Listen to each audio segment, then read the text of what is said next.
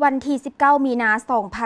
2025 นี้สหายพลโทศาสตราจารย์ปริญญาเอกวงศ์คำพรหมกรกรรมการศูนย์กลางภาคของรัฐมนตรีกระทรวงป้องกันประเทศได้ลงเคลื่อนไหวพบปะโอ้ลมและให้ทิศชี้นำต่อพนักงานลักแหล่งอยู่โรงเรียนก่อสร้างใน10เลข2เวียงไซ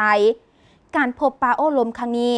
สหายพลจัตวาวงศ์มณิจันทร์สามวงศ์รองเลขาคณะภาคหัวหน้าการทหารโรงเรียนก่อสร้างใน10เลข2เวียงไซ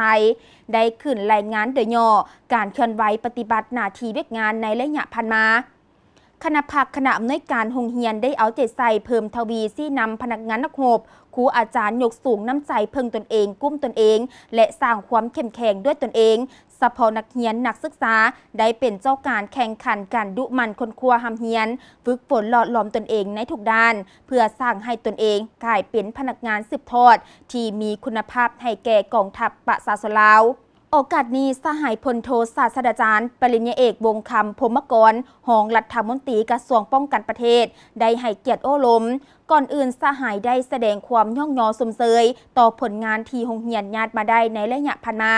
พร้อมทางได้ยกให้เห็นสภาพการของโลกภาคพื้นและภายในประเทศที่พร้อมผันแปรไปอย่างสลับซับซ้อนมีทั้งสิ่งที่เอื้ออำนวยท้าทายและทดสอบหลายประการต่อกับสภาพการดังกล่าวอยากห้องให้คณะภาคคณะอำนวยการพนักงานลักแดงในทั่วโรงเรียนเพิ่มทวีบทบาทการนำพาซี่นำศึกษาอบรมการเมืองนำพาแนวคิดให้นายและพลทหารมีคุณทัศน์การเมืองนักแน่นเสื่อมั่นต่อการนำพาของภาคมีความตั้งต่อบริสุทธิ์จงหักภักดีต่อภาครัฐมีความกระตือรือร้นในการปฏิบัติหน้าที่การเมืองปรับปรุงแบบแผนวิธีเหตุเวียกให้มีวิทยาศาสตร์ปฏิบัติหลักการนำพาของภาคเหตุเวียกแบบล้มศูนย์ประชาธิปไตยนำพาเป็นหมู่คณะแบ่งเวียกบุคคลรับผิดชอบ